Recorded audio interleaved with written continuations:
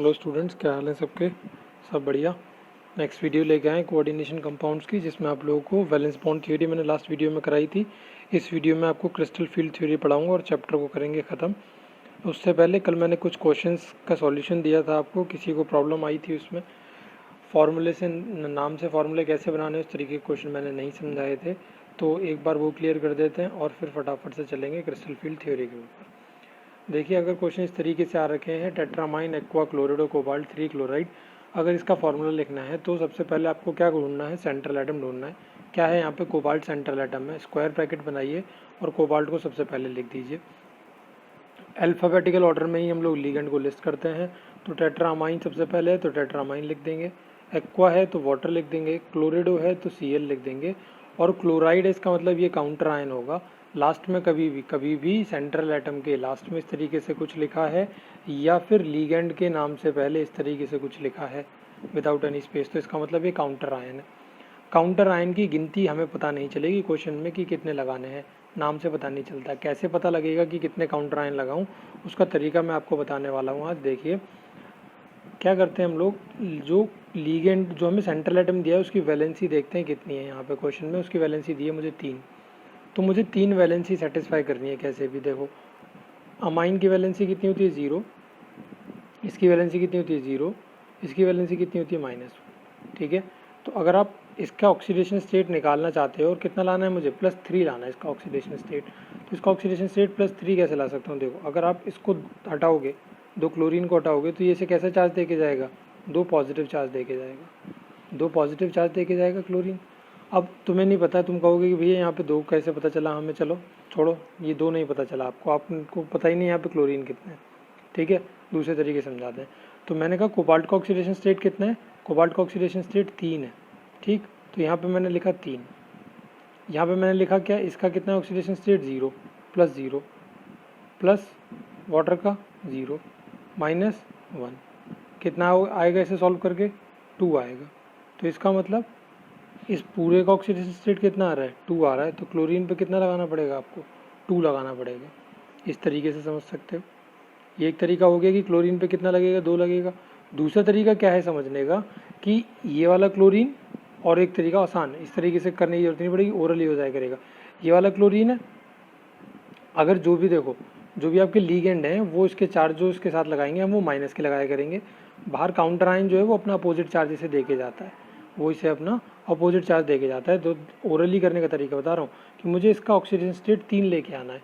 3 कैसे लाऊं भाई? मेरे पास तो ये -1 है, ये -1 है, मेरे पास इसका -1 है, उधर इक्वल टू की तरफ जाके +1 हो जाएगा। तो अगर मैं यहाँ पे क्लोरीन ना लगाऊं काउंटर आयन, तो इसका नंबर कितना आ रहा है? 3 नहीं आ रहा, 1 आ रहा है। और क्वेश्चन में मुझे बोला 3 लेके आना है। 3 कैसे लेके आऊँगा मैं? इसमें 2 प्लस करूँगा जब भी तो लेके आऊँगा। इसका मतलब यहाँ पे कैसा चार्ज आ रहा होगा? कोऑर्डिनेशन एंटिटी पे +2 का चार्ज आ रहा होगा। +2 चार्ज कैसे आ पाएगा? जब यहाँ पे क्लोरीन 2 होंगे जब भी तो आ पाएगा। तो मैं Cl2 लिस्ट कर दूंगा। तो इस तरीके से आपको करना है, सेंट्रल एटम की वैलेंसी को सेटिस्फाई करिए, क्वेश्चन खुद ब खुद हो जाएगा। देखो, पोटेशियम आगे लिख दिया तो इसका मतलब ये काउंटर आयन है। टेट्रा हाइड्रोक्सो मतलब OH4 है, और जिंकेट की वैलेंसी दी है 2 उसने। अब हाइड्रोक्सो की वैलेंसी कितनी होती है? हाइड्रोक्सो मतलब हाइड्रोक्साइड आयन, मतलब इसकी वैलेंसी -1 होती है। 4 लगे हुए हैं तो इसका मतलब -4 हो गए, और उस तरफ ले जाओगे इक्वल टू के, तो ये कितने हो जाएंगे? 4 हो जाएंगे। मतलब जिंक का ऑक्सीडेशन स्टेट कितना आ रहा है? 4 आ रहा है। 4 ऑक्सीडेशन स्टेट आ रहा है प्लस का, लेकिन हमें चाहिए कितना? क्वेश्चन में दिया है उसने 2। तो मतलब इसका मतलब मेरे को क्या करना पड़ेगा? 2 कम करना पड़ेगा। 2 कम करना पड़ेगा मतलब यहाँ पे 2 नेगेटिव चार्ज होगा। 2 नेगेटिव चार्ज कब होगा? जब यहाँ पे 2 पोटेशियम होंगे। भाई 2 पोटेशियम का पॉजिटिव चार्ज है, मुझे 2 नेगेटिव चार्ज ही तो दे के जाएंगे, तो इसलिए मैंने यहाँ पे K2 कर दिया। इस तरीके से करना है क्वेश्चन को। इस वाले क्वेश्चन में देखो, पोटेशियम ट्राईऑक्सोलेट और एल्यूमिनेट, इसमें करेक्शन कर लेना, पहले K3 कर लेना यहाँ पे। ठीक है, ये मिस्टेक है, इसमें करेक्शन कर लेना, K3 हो जाएगा ये। तो यहाँ पे क्या करना है? देखो, उसने बोला एल्यूमिनेट और ट्राईऑक्सोलेटो। ट्राईऑक्सोलेटो का मतलब क्या है कि ये देखो, ये 3 ऑक्सीलेट आयन है।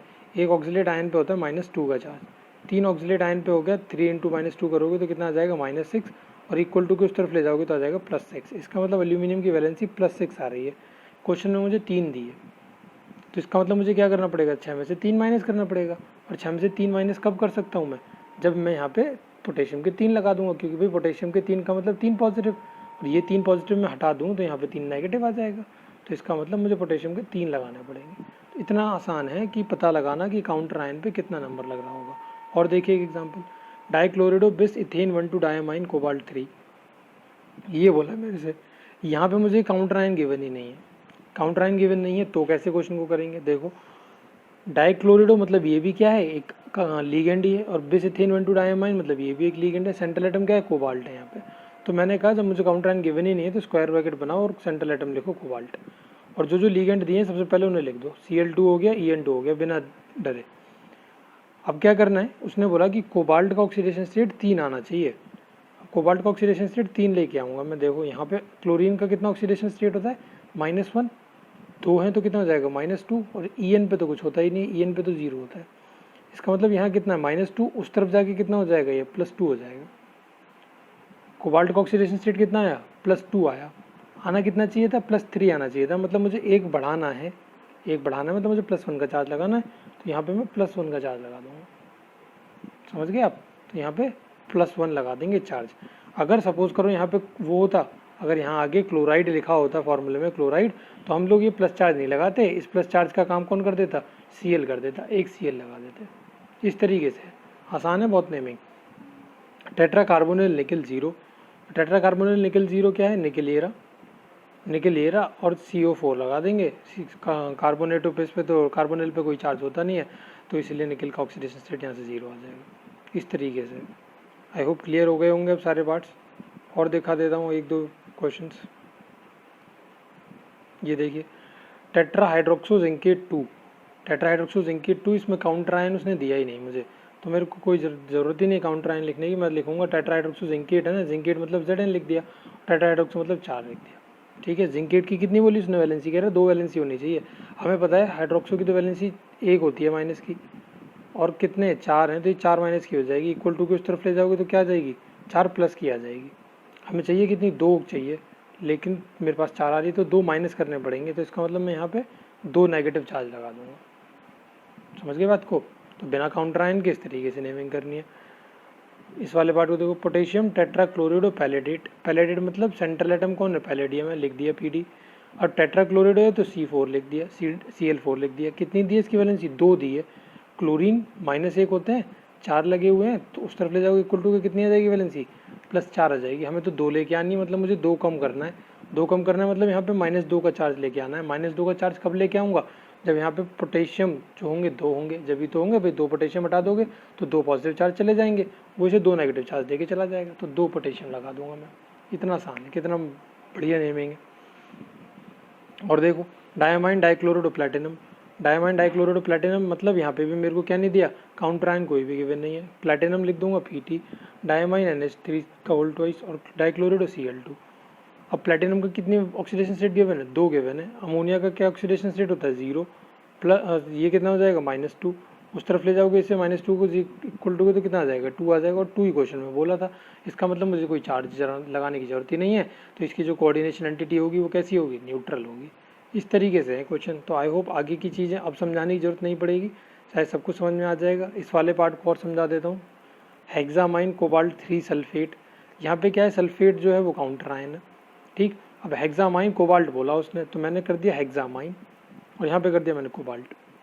इसमें किसी बच्चों को दिक्कत ये हुई थी कि यहाँ पे होल ट्वाइस और होल थ्राइस कैसे आया। ठीक, देखिए अब करना क्या था, आपने 9th क्लास में फॉर्मूले बनाने सीखे थे।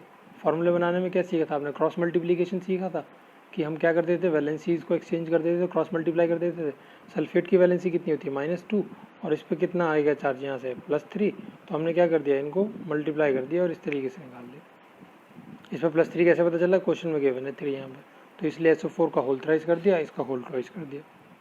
ये बात समझ में आई, नहीं आई समझ में, इस तरीके से। चलो दूसरे तरीके से देखते हैं, समझाते हैं आपको।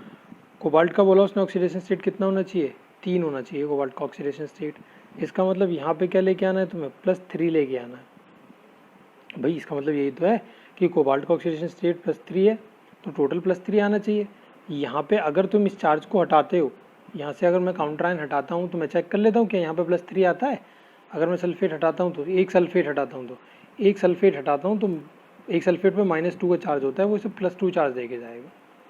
एक सल्फेट से +2 चार्ज दे के जाएगा, मुझे चाहिए +3, तो +2 और +3 कैसे बनाऊँ सेम, तो मैं क्या कर दूंगा, इसे 3 से मल्टीप्लाई कर दूंगा। 3 से मल्टीप्लाई कर दूंगा तो अगर इसका मतलब मैं 3 सल्फेट हटाऊंगा तो इसमें +3 के चार्ज आएंगे, +6 चार्ज आ जाएगा। मुझे तो +3 चाहिए था, तो मैं 2 से डिवाइड कर दूंगा। 2 से डिवाइड करने का मतलब मैं यहाँ 2 लगा दूंगा, चाहे ऐसे समझ लो। क्रॉस मल्टीप्लिकेशन करना शायद मेरे हिसाब से आसान था, और वो तरीका अगर आपको समझ में नहीं आया तो आप ऐसे समझ लो। एक बार और बताता हूँ, सल्फेट क्या है, सल्फेट पे भाई -2 का चार्ज होता है। मैंने कहा कि मुझे पता ही नहीं था सल्फेट कितने लगाने, तो मैंने एक ही सल्फेट लगाया। मैंने कहा एक सल्फेट में हटाऊंगा तो सल्फेट पे तो -2 का चार्ज है, तो इसका मतलब वो कोऑर्डिनेशन एंटिटी को +2 का चार्ज देके जाएगा। कोऑर्डिनेशन एंटिटी का +2 का चार्ज मतलब लिगेंड तो न्यूट्रल है, तो इसका मतलब कोबाल्ट का ऑक्सीडेशन स्टेट +2। क्वेश्चन में तो गिवन है +3 आना चाहिए, इसका मतलब गड़बड़ हो रही है। अब मैं कैसे सेम करूँ, +2 और +3 कैसे सेम बनाऊँ, तो ऑब्वियस है भाई एक ही नंबर है जो आप मल्टीप्लाई कर सकते हो, 3 से मल्टीप्लाई कर दो। तो यानी कि अगर मैं 3 सल्फेट हटाता हूँ तो 3 सल्फेट का -6 नेगेटिव, सॉरी -6 चार्ज, तो किसी कितना देके जाएगा +6। लेकिन मुझे कितना चाहिए, मुझे तो सिर्फ 3 चाहिए, तो मैं क्या कर दूँ, 2 से डिवाइड कर दूंगा।